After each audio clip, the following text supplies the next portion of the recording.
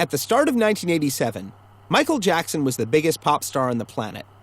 Thriller, released just over 4 years before, became the highest-selling studio album of all time, spent a record-breaking 37 non-consecutive weeks at number 1, and radically reshaped the pop zeitgeist.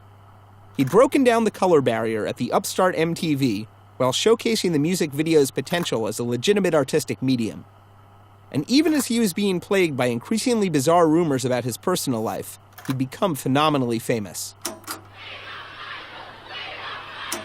So when Jackson and producer Quincy Jones stepped into the studio on January 5, 1987 to record its follow-up, expectations were sky high. Jones, Epic Records, and fans around the world were hoping for another Thriller. Jackson wanted to create something even bigger. By the time they hit the studio, Jackson had already been working on new material for nearly 2 years, writing and recording demos for 62 songs, which he hoped to turn into a 30-track, 3-album tour de force. Jones talked him down to a more sensible single 10-track LP. While Thriller was widely seen as Jackson's first statement as a mature solo artist, Bad was an even more personal work.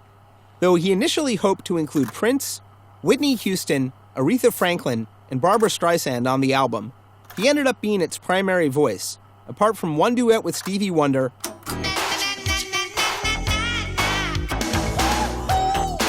and one with songwriter Siedah Garrett. I just can't stop loving you.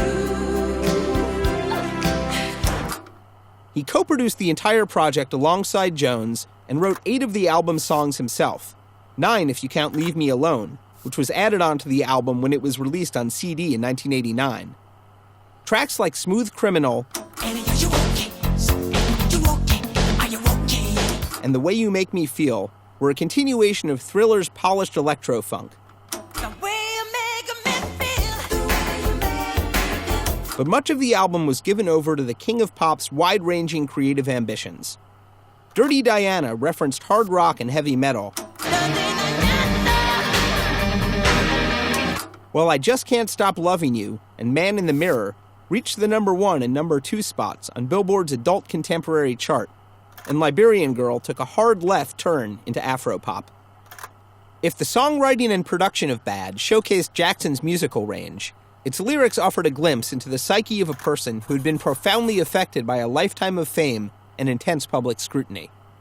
Man in the Mirror indulged a messiah complex that would reach its peak with his 1995 album History, and a promotional campaign that included larger-than-life-sized statues of Jackson erected around the world.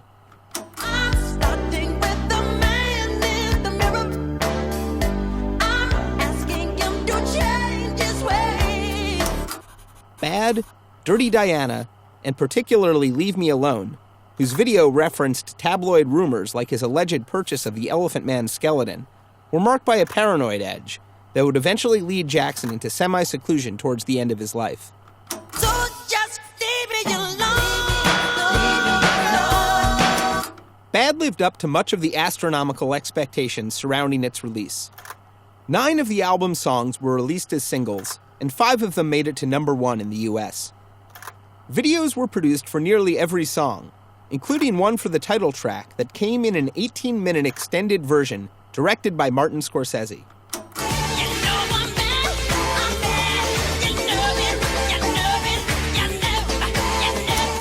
The album went on to sell 30 million copies, a massive success for any artist who wasn't trying to break the 100 million mark. Jackson failed in his ambition to make a record that would outdo Thriller commercially, but Bad proved that he was not only one of modern pop's most successful artists, but one of its most daring. When you hear the playback, you think of everything that should be there that's not there. You're hearing everything. You want to scream because you're not hearing.